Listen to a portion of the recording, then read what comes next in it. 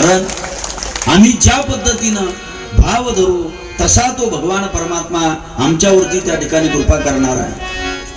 आणि तेव्हा ते संध्येनं त्या चंद्रानं स्नान केलं. चंद्रानं स्नान केल्याच्या नंतर आणि त्याचं पाप गेलं म्हणून त्याला चंद्रभागा असं म्हणतात. आणि तेव्हा संध्येनं तपश्चर्या केली. भगवान शंकरजी तिच्या तपानं प्रसन्न झाले आणि भगवान शंकरजी तिला त्या ठिकाणी विचारतायत की हे महापुण्यवान, हे पतिव्रते, एवढं मोठं त्या ठिकाणी तू तपश्चर्या केलेली आहेस, काय तुझी त्या ठिकाणी इच्छा आहे सांग. तेव्हा तिनं सांगितलं की प्रभो, या ब्रह्मांडामध्ये निर्माण झालेल्या, ही ऐकण्यासारखी गोष्ट आहे बरं का, लक्ष द्या माझ्याकडे. या ब्रह्मांडामध्ये संध्येनं मागितलंय ते, या ब्रह्मांडामध्ये निर्माण झालेल्या कोणत्याच प्राण्याला, कोणत्याच पद्धतीच्या जीवाला जन्मल्याबरोबर काम कुणामध्ये उत्पन्न होऊ नये, हा त्या ठिकाणी तिने वर मागितला. आणि पुन्हा तिनं सांगितलं की जो कोणी त्या ठिकाणी माझा पती सुद्धा, तो त्या ठिकाणी मित्रत्वाच्या नात्याने माझ्यासोबत राहणारा असावा.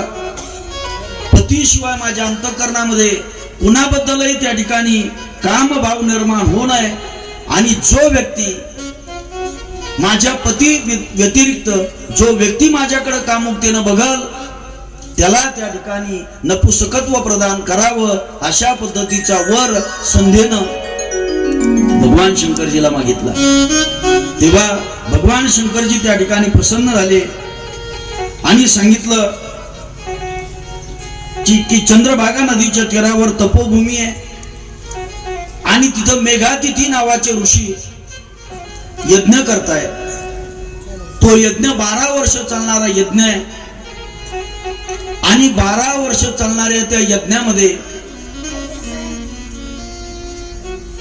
तू त्या यज्ञकुंडामध्ये आपल्या देहाचं विसर्जन कर. आणि ते विसर्जन करत असताना तुझ्या मनामध्ये, तू ज्या व्यक्तीचं मनामध्ये चिंतन करशील तोच व्यक्ती तुझ्या जीवनामध्ये तुला पती रूपाने मिळेल. आणि जेव्हा तू त्या यज्ञ मंडपामध्ये जाशील तू कुणालाही दिसणार नाहीस. तू त्या यज्ञकुंडामध्ये स्वतःचं देह विसर्जन कर, असं भगवान शंकरजीनं त्या संध्येला सांगितलं.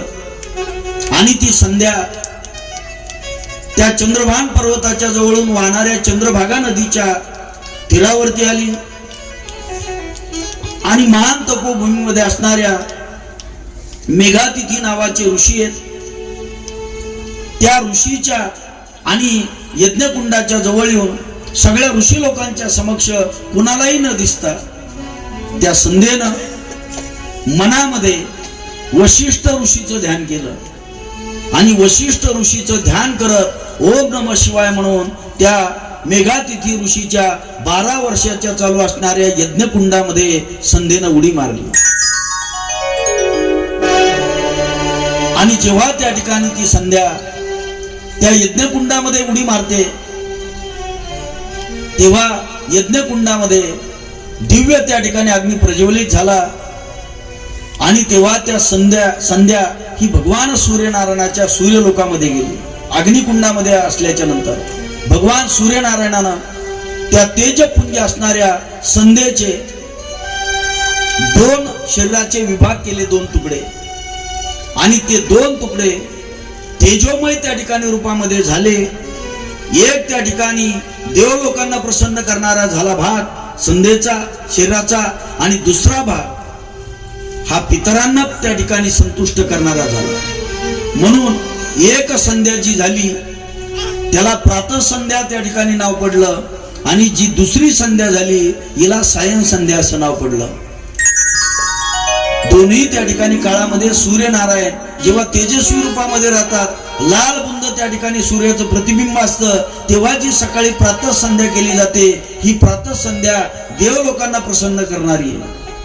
आणि संध्याकाळी सूर्यास्तमानाला जेव्हा तांबूस रंगाचा होतो, संध्याकाळी जेव्हा त्या ठिकाणी संध्या केल्या जाते ना, सूर्याला वंदन केलं जातं ना, त्यामुळं पितृलोकांना आणि शांती प्रदान करणारी ती संध्या आहे. अशा पद्धतीची आणि संध्या ही पुन्हा त्या अग्निकुंडातून मेघातिथी ऋषीची मुलगी म्हणून अग्निकुंडातून ती जन्माला आली. आणि त्या ठिकाणी संध्येनं जेव्हा ती जन्माला आली, सगळ्या ऋषींनी तिचं नाव ठेवलं अरुंधती. अरुंधती नावाची मुलगी म्हणून ती जन्माला आली. आणि त्याच अरुंधतीनं महान तपोनिधी असणारे भगवान प्रभू रामचंद्राचे कुलगुरू वशिष्ठ नावाच्या ऋषी सोबत त्या अरुंधतीचा विवाह होतोय.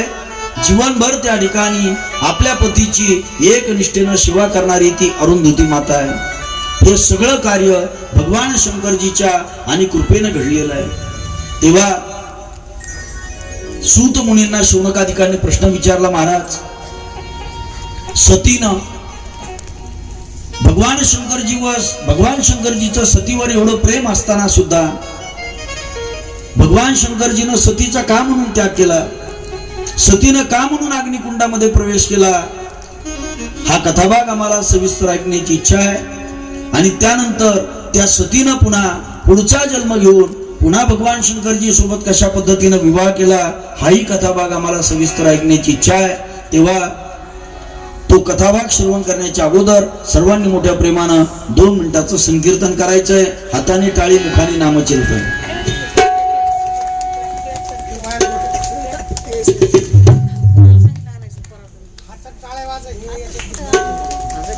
काही सांगू नका, ते सगळे हुशार होते.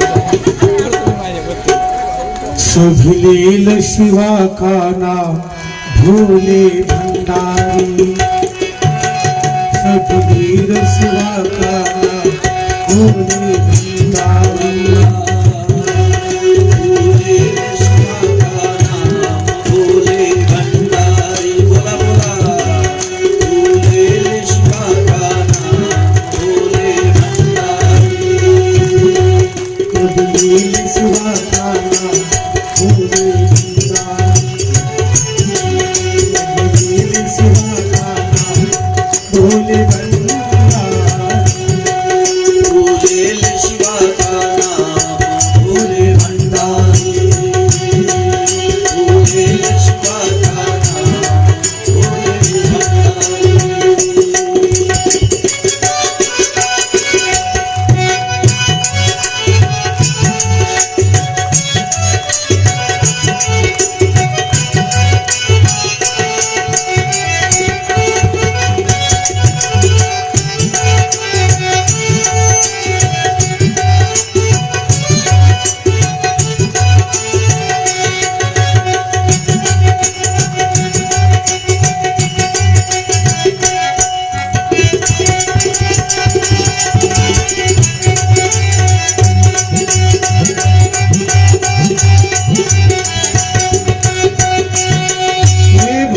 भंडारी. तू त्रिपंतकारी, हे भोले भंडारी, तू त्रिपंतकारी, हे भोले भंडारी, तू त्रिपंतकारी, तू लेले शिवा का नाम भोले भंडारी, भोले शिवा का नाम भोले भंडारी, भोले शिवा का नाम भोले भंडारी, भोले भंडारी, भोले भंडारी, भोले भंडारी, भोले भंडारी, तू ले ले शिवा का नाम